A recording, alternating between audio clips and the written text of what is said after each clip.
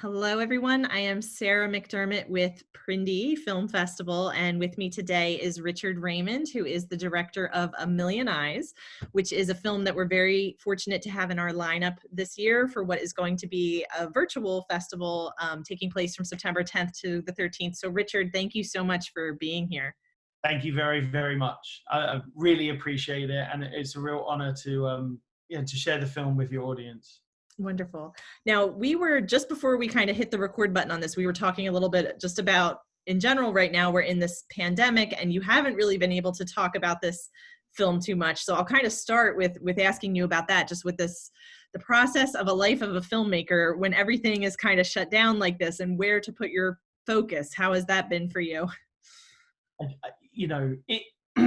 We were talking just before we started recording, as you said, it felt very trivial, very, very insignificant and unimportant to promote or encourage one's work during, well, what the world's going through and what we're each going through, and it's relative, the struggle for each of us, and so we've just been really quiet about it. It didn't feel like a time to be talking. It felt like a time to, well, initially it felt like a time to really um, go into oneself and be there for family and be there for friends. And then with the protests, it felt like a time to listen and to learn. And so it really definitely has not been a time to talk.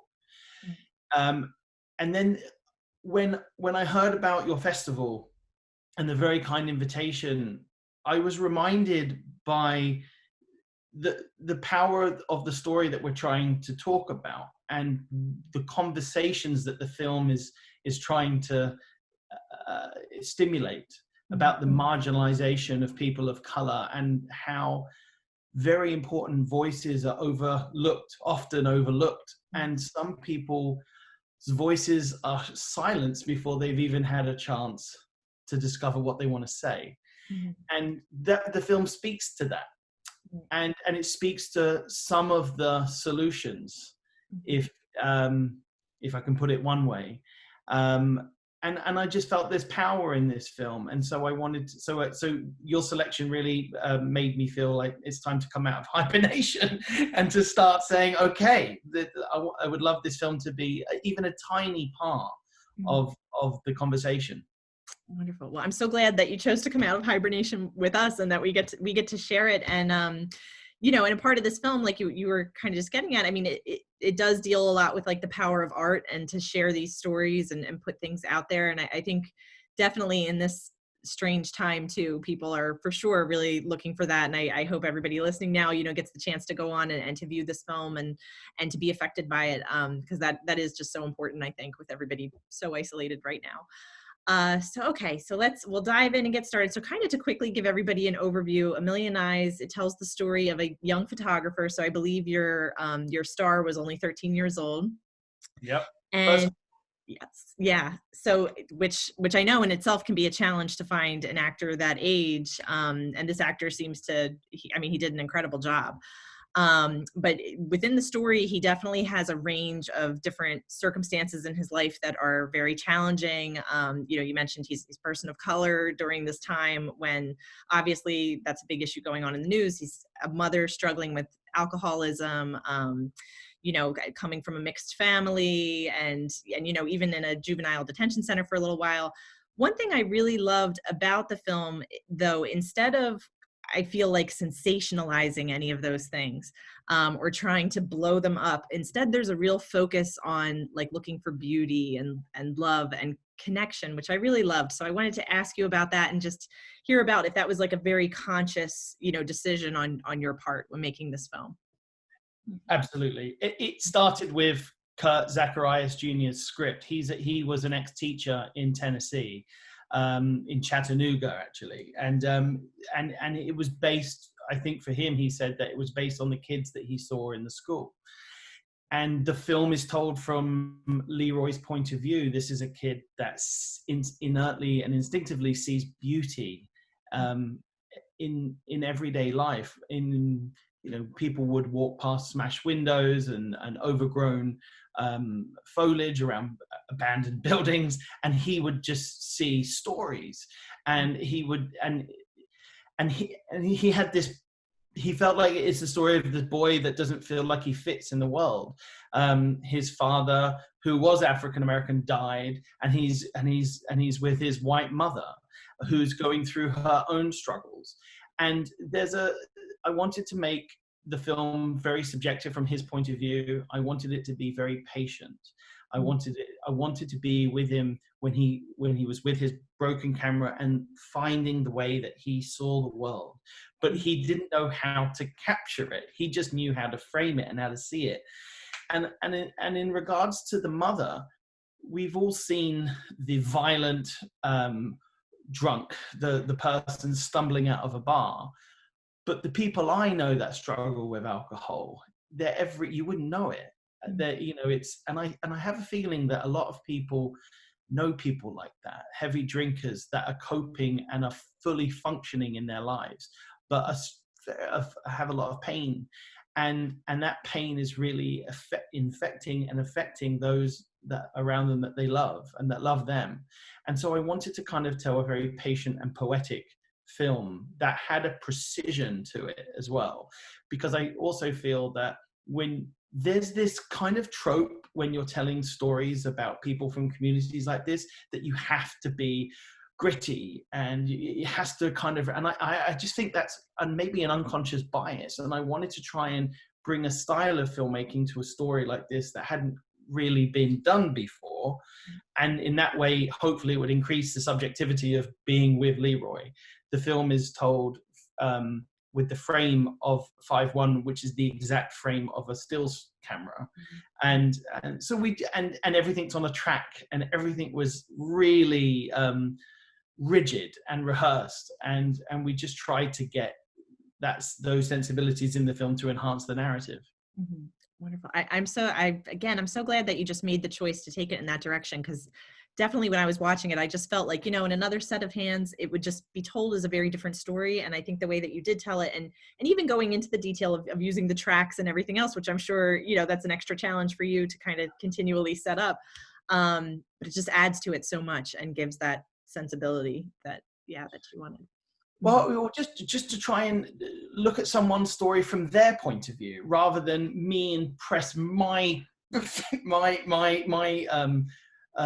guesswork on how this story should be told. I just tried to be inside the character, and the director of photography, Jaron Blansky, who's a very, very dedicated and passionate photographer. So he brought his knowledge and expertise and intelligence around photography to the film as well. So we both had a kinship on how Leroy would want this film to look. And that type of style of film is very difficult on the actors, because it's not as if I can just put the camera back and let them exist in the frame. They kind of have to hit their marks. And that, for a 13-year-old first-time actor, Elijah Cooper, was incredibly difficult. But he's brilliant. And is this actually his first film, his first ever? Yeah, film? he did a small, tiny role with a couple of scenes in something else just before this. So but essentially it's his first lead role for sure. Wow. And now, speaking of your actors, you have some other pretty heavy hitter actors appearing in this film. So, I would love to just hear about the process of getting them involved. You have Katie Lowes and you have Joe Morton, just the process of getting them interested in the project and then working with them. It came about very organically. I know of Scandal, I've watched it, but I never would have thought, oh, that's where I'm going to go into the Scandal piggy bank and cast my next film out of that. I never thought that. But my wife, Nusha, who's a producer on the film, she knew Katie, and she set us up for a lunch. And I was just blown away. She's incredible. And she has this amazing theater company in downtown Los Angeles. And I was just really stunned. And the other producer, Josh Reinhold, who's a real power force behind the film, he kept reminding me, you wouldn't think that she would be his mother in this film. You would impress, your instinct would be to go somewhere else. And he reminded me that there's power in that. Don't try and do the obvious. Try and do what feels a bit more real and truthful. And she was just, bless her, she came on board. And the minute she came on board, she said, I'm texting Joe Morton. He has to play Fern, the mentor in the film. And I never thought that Joe Morton would say yes. But he said to me, he called me up when he read the script because of Casey giving him the script. And he said to me, this character, the mentor figure, that's always been played by a white man. And he says it's very important to him to show young people of color that mentors, should be people of color like he.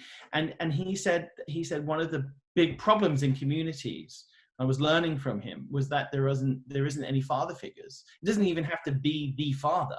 It could just be other male figures of inspiration and of authority in the community. And because of the lack of that, a lot of these boys in these communities aren't able really to, point themselves and go on a journey in a direction that's going to be fulfilling artistically. And so he was very passionate. So he came in for a very long day. And Joe Morton's in his 70s, and he had more energy than anyone. It was really great. He was a great collaborator as well. Oh my goodness, that is so fabulous. Yeah, it's fantastic how they came together. Like you're saying, going into the Scandal Bank, when I first watched it, I was like, oh, I know her from Scandal. And then he came on the TV and I was like, wait, I was like, that's Scandal. I was like, he must know somebody at Scandal or something. But yeah, that is just phenomenal. And that's so true, I feel, about just the mentor figure. Like now that you've said that, and for him to give that example, and he does such a wonderful job of being so like loving and supportive, I feel, of this Yes. 13-year-old growing in this art form. Yeah, it's a wonderful thing to have on screen. May I say that the other thing is that I feel very lucky that in my life, my father has always been there for me. When I was a kid, he drove me to a film studio where I got an internship, and he would pick me up at the end of the day. And no matter how crazy my dreams would come across when I said, I want to leave school at 16, Dad, I know what I want to do. I want to be on a set. I want to learn. I'm going to sweep the floors and make the tea and the coffee, and I'll work my way up to an assistant director. He would say, okay, I support you. And when I went on my last short film, when I went to all these film festivals, I met a lot of people that never had that. Right. And I just thought, and I was reminded all the time that this film is, I'm trying to speak to them. Mm-hmm. and to hopefully inspire those that if they see someone in their community that is showing an interest in the arts, and that person, can do something about it, can support them, then you damn well should. It's very important. You can change people's lives. Absolutely. And I think you're sharing the story of your father. I think it's definitely the exception and not the rule, that the messages kids get kind of over and over again is just, this is what you do, and you get a normal job, and that's it. And, so I do think just having that somebody as an example saying like, no, like if this is something that you love, you can pursue that, is very, very important. And I think you touch on that too. And one of the questions I was actually going to ask you was just the importance of mentors and teachers in your own life, because he's so important in this film. So it sounds like your father was certainly, a wonderfully supportive mentor. Were there any other teachers or mentors that kind of influenced you along the way? Honestly, still now, the director of photography on this film, I learned Jaron. It's like being in film school with him, and the producers, Erin and Josh. And on my last film, the two actors, Tatiana Maslany and Tom Cullen, and on like every step of the way. And now my wife, honestly, like some of the advice my wife gives me is just, it's enabling me not to be so kind of egocentric, and just to be like, hold on a minute. And one of the advice that Tatiana Maslany gave me, she really instilled this understanding in me that I need to work with different people who are not me. I now make sure I don't work with people that look like me, that sound like me, and that won't say yes to me. And I think it's really important to work with people who are not you, diverse collaborators that will challenge your point of view and open your mind to another person's thinking on something. Right. Absolutely. Absolutely.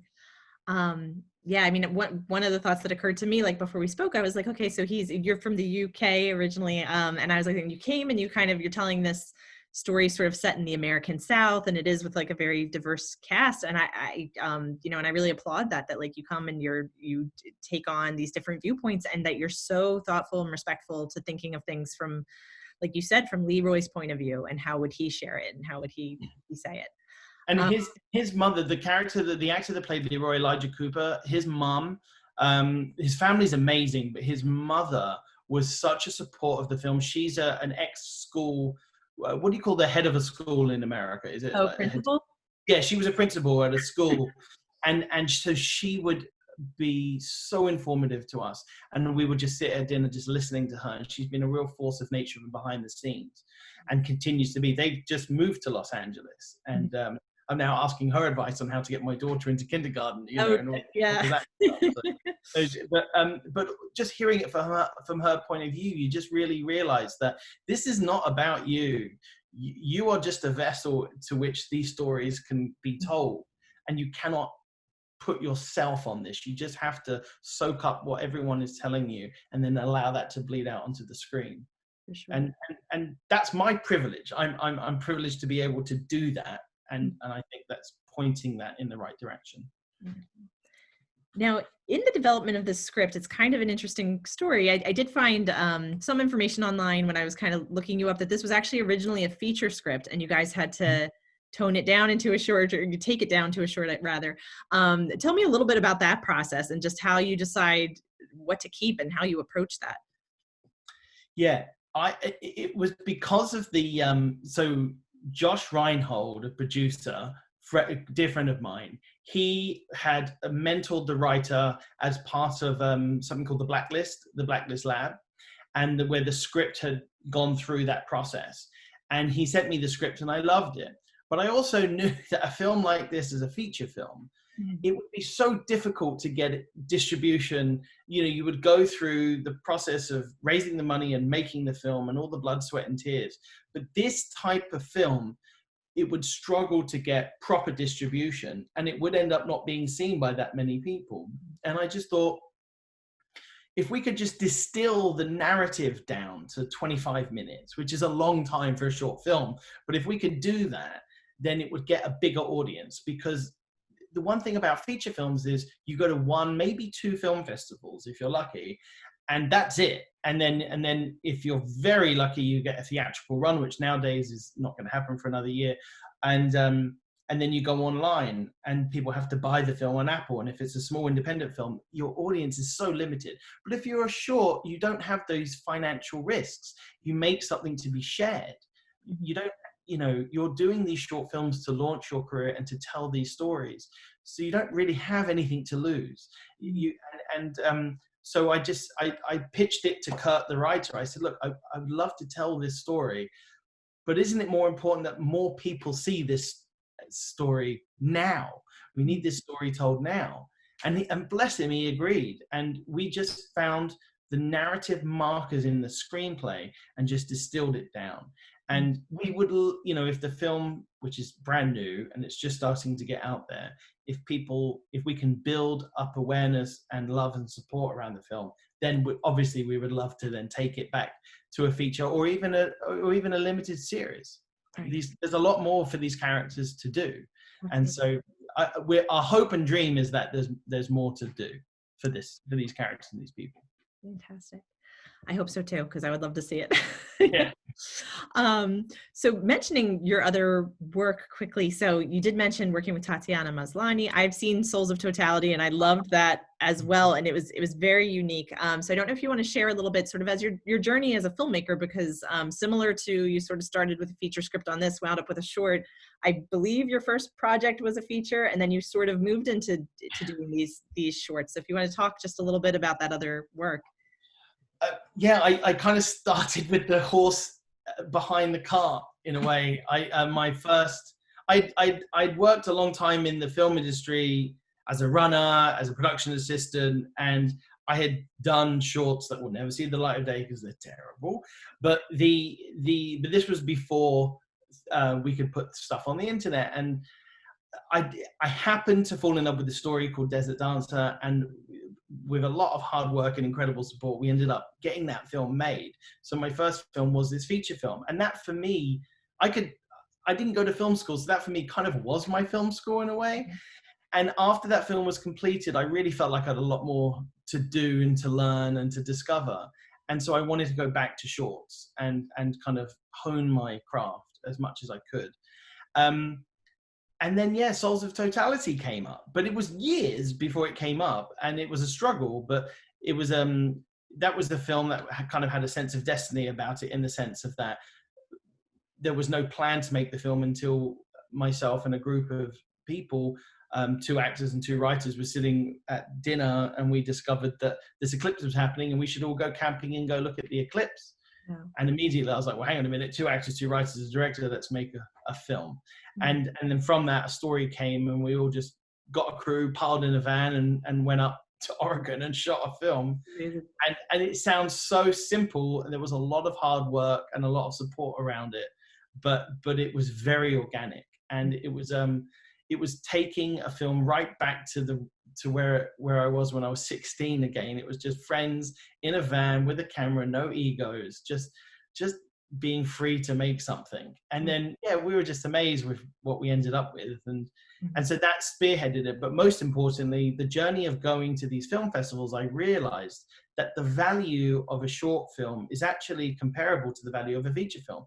With a short film, you go to all these film festivals, and before the pandemic, you were screening in all these cinemas, packed cinemas, and you would meet your peers. You would meet all these other amazing filmmakers, half of which were women, the other half of which were from all over the world. And suddenly you were hearing all these voices, and you were getting all of this, kind of like co-support, and you were supporting them and they were supporting you. And you don't get that with feature films. With feature films, you go into a festival for a night and then you screen your film and you leave. And so I just thought, wow, short films are incredible. You get such an amazing theatrical run. And you get to meet your peers, and we're all going to be coming up together. So you suddenly have a network of support and influence as well. And that's what made me also filter into the decision to do A Million Eyes as a short film. Wonderful. Oh, that's awesome.